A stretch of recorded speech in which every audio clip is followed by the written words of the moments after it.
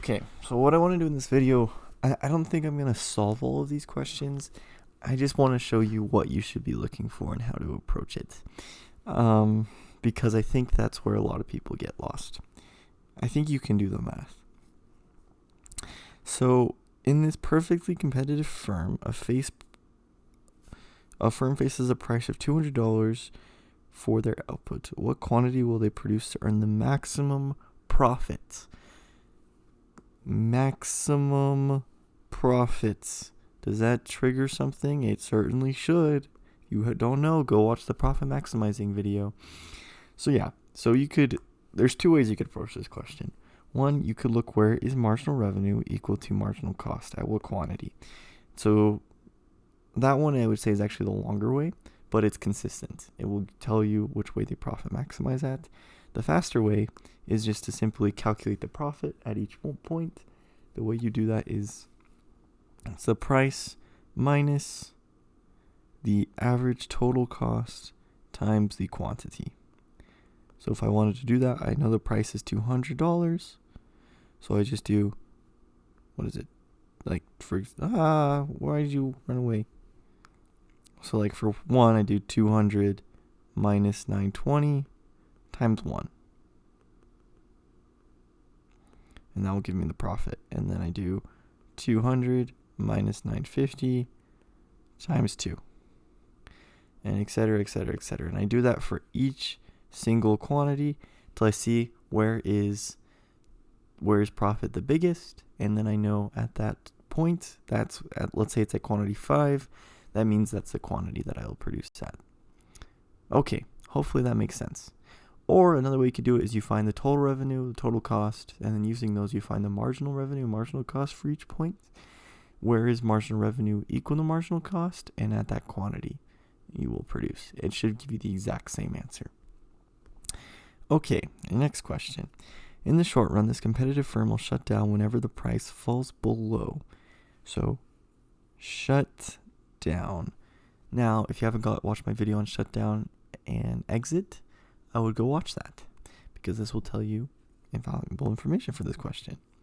So, what's the condition for shutting down? It's when average price is less than average variable cost. So if what we want to look for here is the average variable cost. And how do we find the average variable cost? Well, we know total cost is equal to fixed cost minus variable cost. We know what the fixed cost is because it's quantity 0. So your fixed cost is equal to 300. So we subtract 300 for each one. We get the variable cost. And then once we have variable cost, we just divide that by quantity, and that should give us the average variable cost. So what we're looking for here is the minimum average variable cost. Because whatever the minimum average variable cost, when the price is below that point, then we're going to shut down. So we look for the minimum average variable cost, and that is when that would be our answer. So for example, let's say we find the average variable cost is right here. The average variable cost to be, 150, and that's the lowest. So that means our price before we shut down is going to be 150. So we're looking for the minimum average variable cost on these questions for shutting down. What about exiting the industry? Well, if you remember back to the exit decisions, the condition for exiting is when the price is less than average total cost. So it's the same approach.